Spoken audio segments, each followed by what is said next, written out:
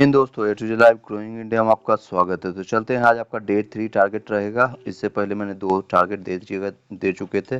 दीपावली और छोटी दीपावली के कारण इसको कंटिन्यू नहीं कर पाए थे, तो अब कंटिन्यू करने जा रहे हैं।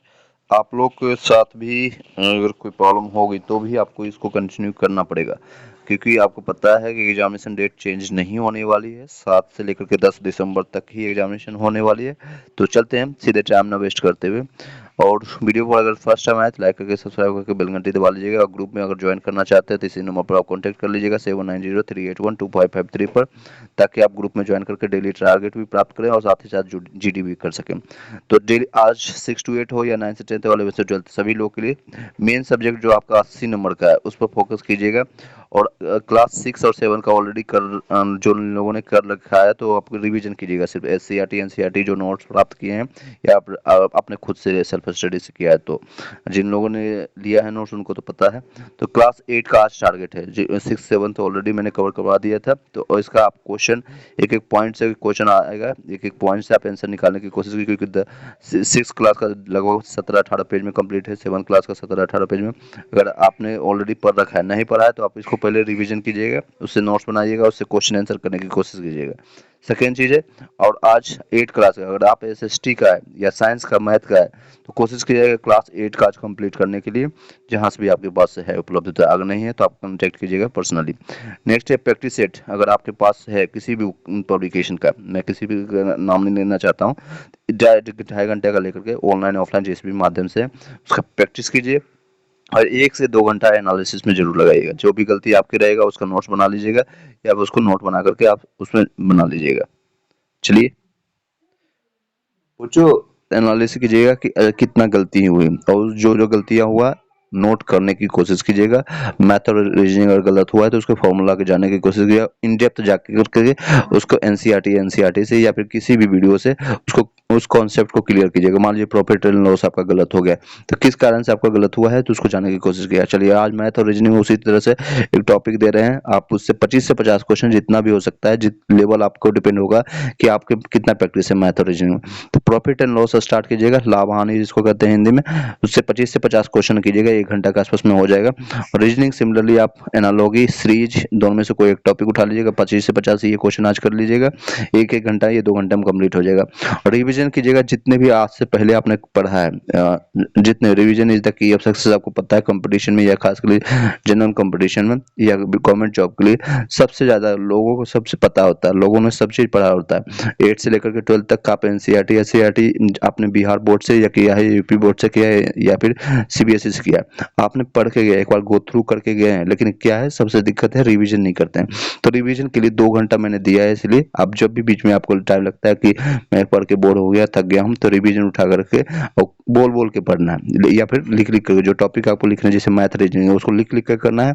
और जीके जीएस या फिर कुछ ऐसा चीज है जिसको बोल बोल करके आपको पढ़ना पड़ेगा। चलिए, इस तरह से आप 2 घंटे आप निकाल लीजिएगा। और लास्ट में जो ग्रुप डिस्कशंस करते होंगे फिजिकली कहीं भी आप उपलब्ध हैं तो 8 से 9, या फिर अगर नहीं कहीं उपलब्ध है तो आप ऑनलाइन हमें व्हाट्सएप कनेक्ट कीजिएगा, फ्री ऑफ कॉस्ट रहेगा। 8 से 9 कनेक्ट करने की कोशिश किया, जो सिंसियर होंगे, जो डिस्टर्बेंस नहीं क्रिएट करेंगे या फिर सुनने भी आना चाहते हैं, तो 8 से 9 आकर कनेक्ट कर सकते हैं।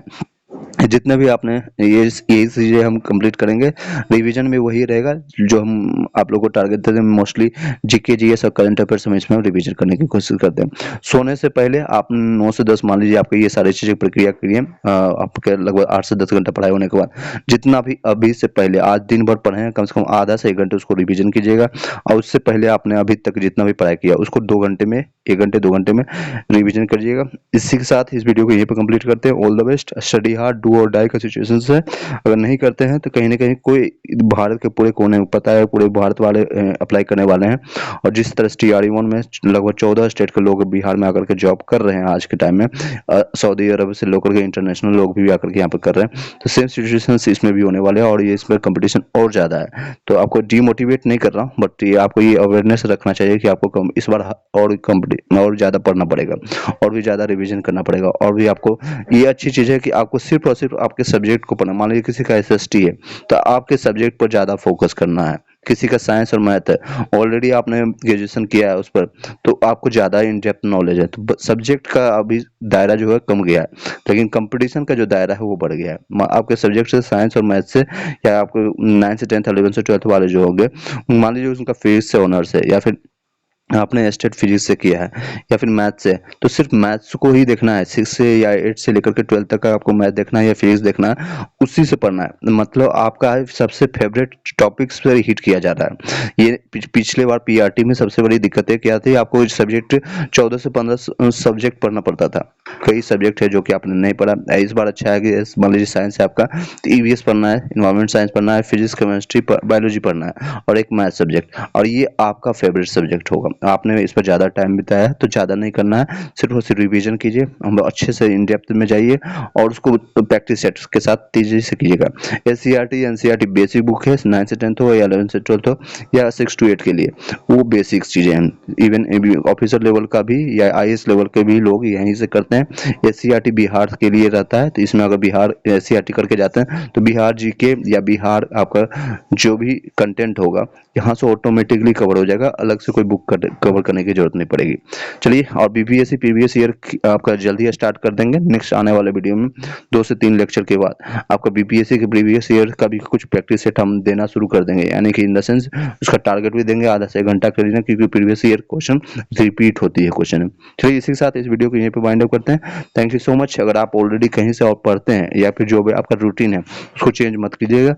जिन लोग, ये उन लोगों के लिए, क्योंकि कई लोग मेरे से पूछ रहे थे सर आप डेली टारगेट देते हैं, उससे थोड़ा सा हिंट हो जाता है, मेहनत मुझे वो सोचने की जरूरत नहीं पड़ती। ये सेम चीज़ें को पीडीएफ फॉर्मेट में आपको मिल जाएगा, जो टेलीग्राम व्हाट्सएप ग्रुप में जुड़े हुए हैं। तो आपको सिर्फ इसका वहाँ पर मोबाइल पर रखना है कि आज इतना इतना करना है। अपने हिसाब से टाइमिंग मैंने नहीं दिया, क्योंकि कई लोग का मॉर्निंग 4 बजे उठते हैं और कई लोग 6 बजे उठेंगे, कई लोग हो सकता है 8 बजे उठें, कई लोग हो सकता है 9 बजे उठें। तो आप अपने अनुसार सेटल डाउन कर लीजिएगा, मैं 4 बजे वाला हूँ, 6 बजे वाला हूँ, या 8 बजे वाला हूँ, या हूँ वाली हूँ, जो भी आप हैं या ही आप समझ सकते हो, जो भी मैंने मेल और फीमेल दोनों के लिए बताया।